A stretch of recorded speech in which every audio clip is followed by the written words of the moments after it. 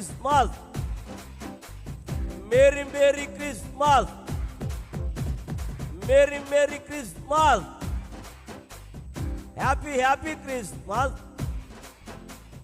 Mary merry Christmas. Hallelujah. చిన్న ప్రార్థన చేసుకొని మనం ప్రారంభించుకుందాం. అందరు కళ్ళు మూసుకోండి, అందరు కళ్ళు మూసుకోవాలి. ఎవడో మాట్లాడుతున్నాడా? అందరు కళ్ళు మూసుకోవాలి, అందరు కళ్ళు మూసుకోవాలి. పరిశుద్ధుడిని మా తండ్రి, జీవాత్పతి అయిన దేవాని ఘనమైన పాదాలకు వందనాలు. దేవా, ఈ రాత్రి సమయంలో నాయన నీ బిడ్డలు ఎంతవరకు ఆరాధన చేసి పాటలు పాడి నాట్యం చేసి మీ నామాన్ని గణపరుచున్నందుకు వందనాలు. దేవా, నీ దాసుడుగా నిలబడుచున్నాను తండ్రి. అల్పుడను ప్రభువా, ఎందుకు పనికిరాని వాడిని నాయనా, నన్ను వెన్ను తట్టండి. నాకు అనేక సంగతులు నాకు బయలుపరచండి నాయన. తండ్రి, ఈ రాత్రి వచ్చిన నీ బిడ్డలైన వారందరినీ బలపరచమని ప్రార్థిస్తున్నాను నాయన. జరుగుతున్న కార్యక్రమం అంతట్లో మీరు తోడుగా ఉండండి. యేసు నామములో అడుగుతున్నాం తండ్రి.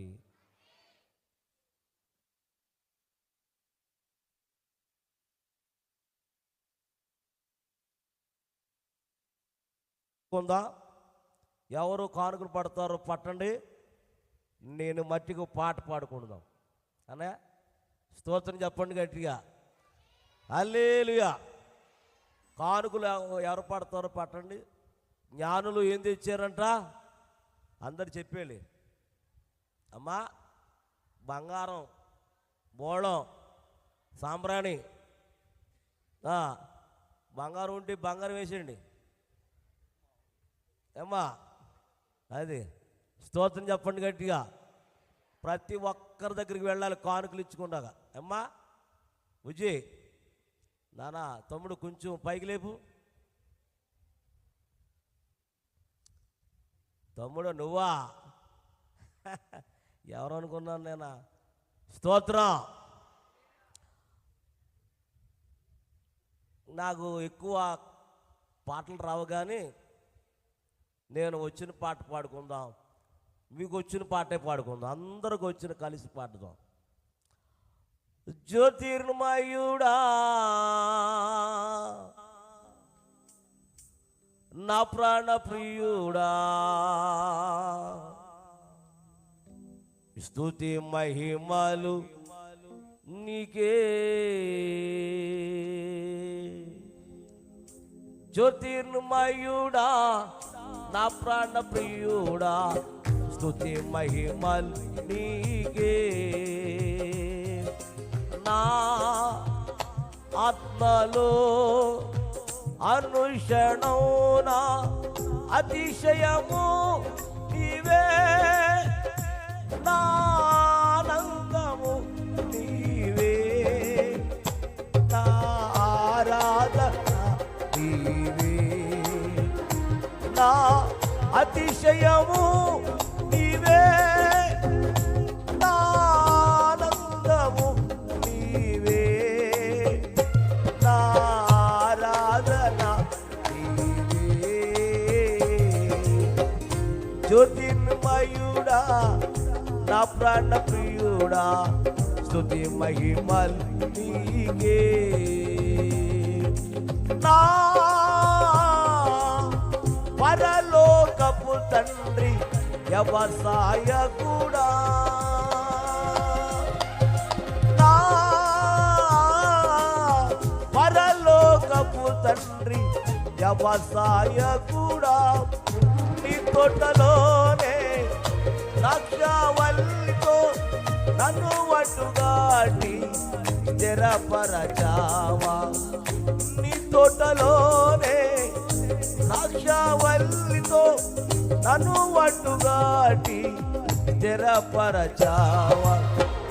జ్యోతిర్మయుడా నా ప్రాణ ప్రియుడా, స్తుతి మహిమలు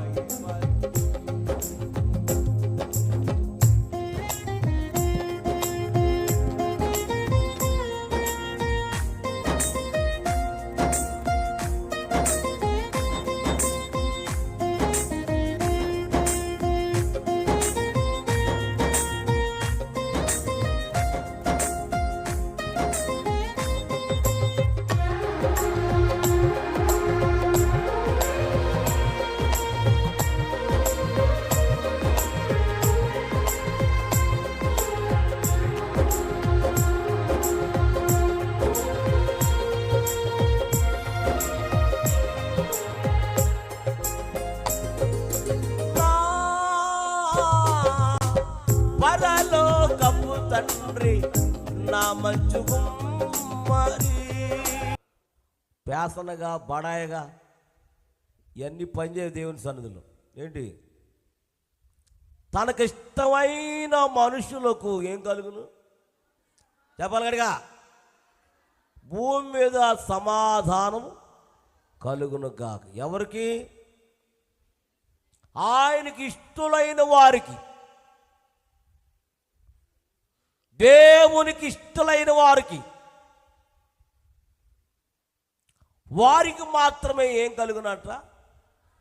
నోరున్న వాళ్ళందరూ చెప్పండి.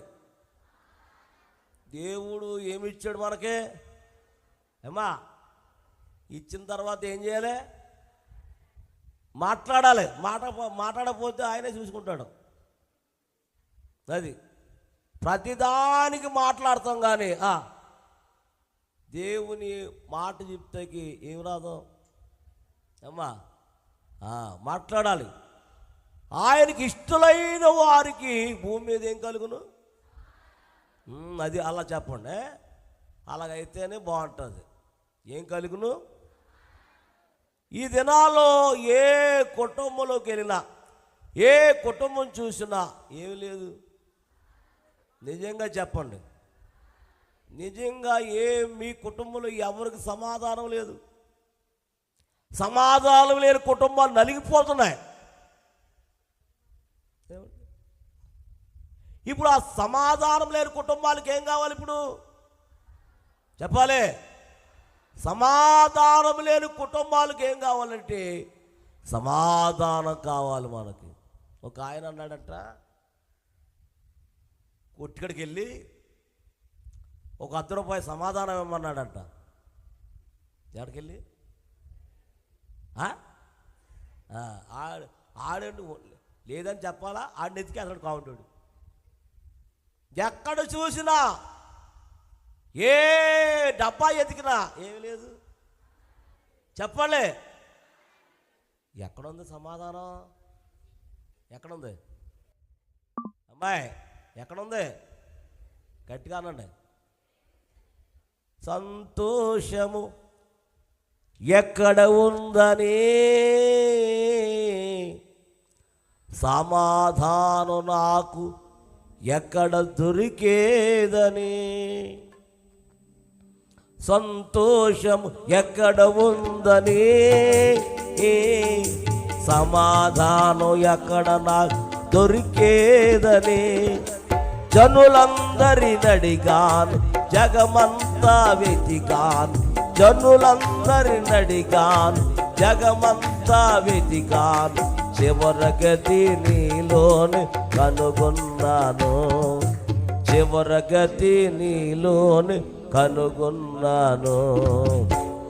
ఎంత మంచి దేవుడవయ్యా,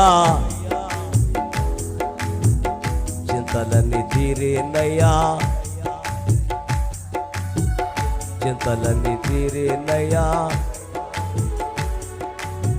దేవునికి మహిమ కలుగును గాక.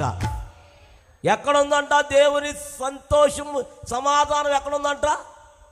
గట్టిగా, దేవుని సన్నిధిలోని మాత్రం తప్ప మరి ఎక్కడ కూడా సంతోషం, సమాధానం ఎక్కడ కూడా దొరకదు.